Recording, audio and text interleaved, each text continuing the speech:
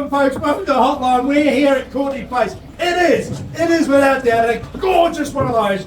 Wellington on a good day. It's beautiful out there. Summer's about to start. You can feel it. We had the All Blacks last week. Wales in town. I'm Sean Rush. I'm here. Poor old Sarah Jane's ill today. So we got Bonnie Bloxham, and her dad, Graham. Oh, thank you. Thanks for welcoming me in. I've got a hot hat For the hot guy is Ian Klinac.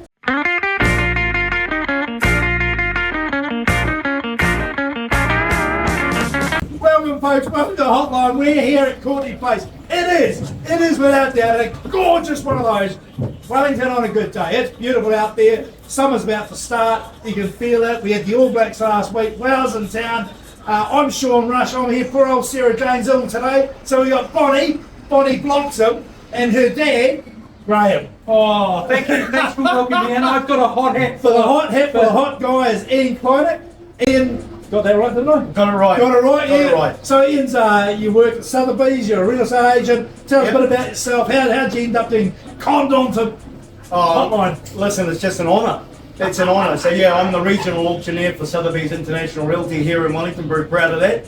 I run an event which is called the Champions Charity Lunch. Started in 1998 when I was working with Ronald McDonald House at Shed 6, and since then we just celebrated the 27th Champions last Friday. Bloxy was there in full force, and raising money currently for a fantastic cause in Lifelike Trust. Right. So it's is that the helicopter? That's the rescue helicopter and planes. They're just negotiating with a new fleet of planes from Australia, which is fantastic. So great cause to be involved with, Sean. Yeah. And we had a wealth of former All Blacks in the room last week. 27 years, 7 different charities, 20 different community groups, and well over $7 million raised. Oh, good on you. So and with the support of so many companies, individuals, and Bloxy, of course. Wellington Live, of course, we're 100% behind you. I was at a charity, an alternative charity auction on lunch last week. So where did you hold your one? How so we held ours at the Klinac.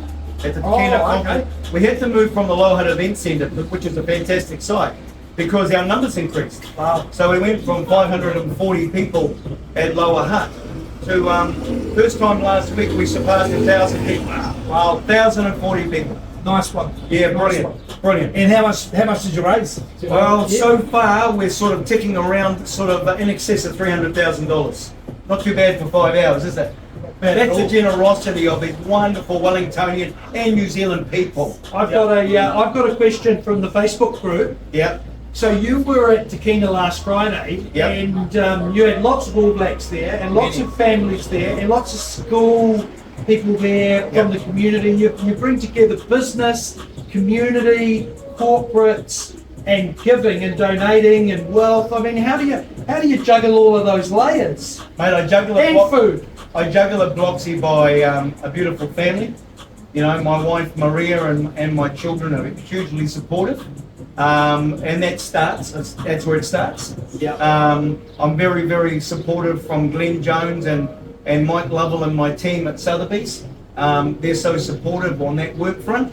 But listen, you know, and listen, I've got beautiful animals. I unfortunately lost my baby Tulip on the 27th of August, a beautiful rescue staffy. Shout out to Tulip. Shout out to Tulip, mate, because we miss you dearly, honey, every day. But we've got Sister Maple at home. But listen, I think with that support, Bloxy, and just our continued support of Wellingtonians, of companies. Listen, I had one company say to me that they secured 2 major deals with clients that were at their table on Friday because the event was so successful. You know, I've had nothing but just, listen, the food, the service, the you know, Sir Ted Henry, should I say, Sir Ted Graham Henry, and his beautiful wife, Lady Raywin, was there, Sir Buck and Lady Joe. Listen, we had it all. Karen Reid was there, Richard Lowe. It just goes on. Does it question from Facebook? Yep. I've never known Sean to be so quiet. He must be in awe. And but the question we have from Facebook is, do you get nervous when you say, when the tables are 150 metres away at the back and there's 1,000 people in the room, and you go, Come back to me, table 89. Come back to me. Is that your word? Come back to me? Yeah, and what's developed, Bloxy, is I'm known for shh, come back to me. Shh, come back. And now I see it. Just what's your wife's name? Maria. Do you ever say that to Maria? No, mate, no. Listen, mate, she's a beautiful Italian from Island Bay, mate. I value my life. No, listen, that come back to me. Listen, 1,000 people in the room, Bloxy, which you saw, and listen, they were attentive. They were attentive, and listen, I think they were in awe of the celebrity on stage, and also we had a beautiful story from the Mulholland family, from Paul and his family, with Jason, the son, was rescued and assisted on the beach in Paraparaumu. They had a beautiful story to tell, where the rescue helicopter was instrumental in saving a life. So, listen, I do this event, mate, because of just community spirit. It brings everyone together, and it's known as the Champions family. And you're part of that family now, Bloxy, so are you, sure? I think you're a big part of the family. Hold on for a second. I was a part of that family at Ronald McDonald days about 28, probably 28 years ago. When Ronald McDonald, and then I've been part of it in the journey of seeing you raise cats, and seeing you become age as well as you do. Yes, I'm almost aging as well as Sean over there. I'm just wondering, Ian, did you host a charity event before the Bledisloe Cup around 2016-17 with Tim Horan speaking? Yes. And there was a double mounted All Black jersey signed by the World Cup winning All Blacks in 2011. Yes. I bid that for $20,000 and took it home. Did you? Did you? I did, yeah. That was with Timmy Horan, yeah. Yeah, I met Timmy Horan in the loo. Oh, he's my hero.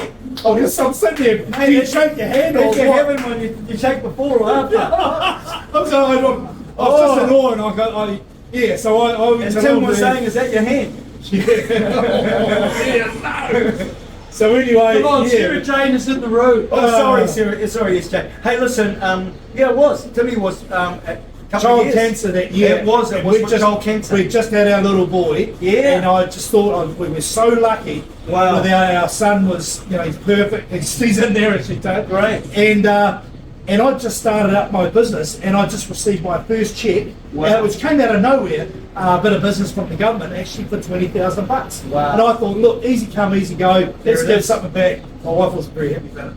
But there you She's go. still- Quick question from the Facebook You audience. don't get divorced for giving away too much money. No, not supporting child Don't believe cancer. it, folks. Here. Not supporting child cancer.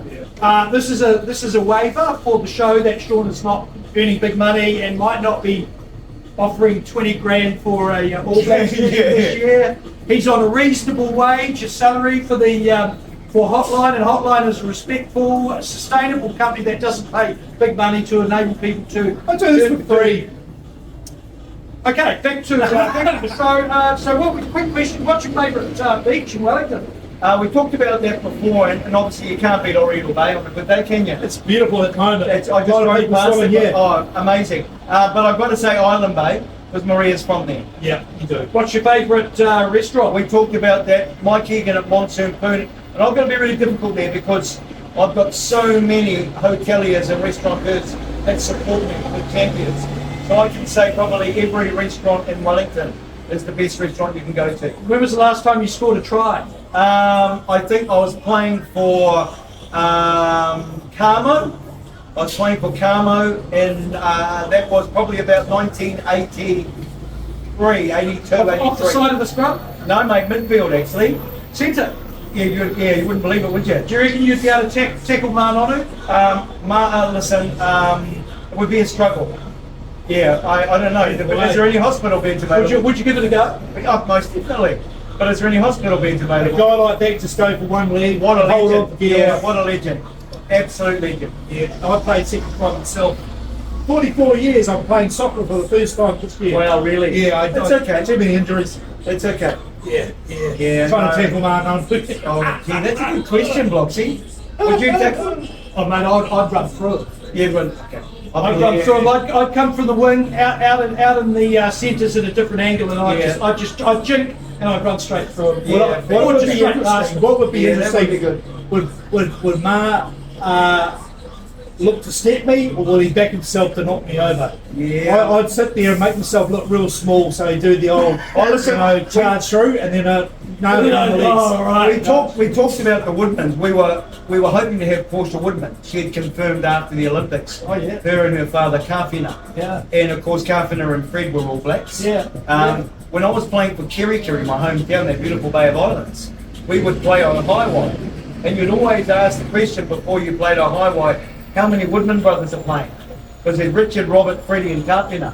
And if you found out that all four were playing, you pulled an injury, you had a hamstring. Hold on. Question from you used that line last week at the Champions Lunch. I did, but I didn't put the newspaper article up there saying Klinac was hit in the midfield by the Woodmans, was never the same since. And that's probably to this day today, 2024. Hey Ed, so what's next for you, mate? I mean, you got the business, you're doing some real estate at Sothebys. Yeah. Great company. Ever thought about putting your hand up to go on the bonfire known as the Wellington City Council? No. Trying to make the world What about Korerua? No. Hey, listen, I respect people and for doing that journey.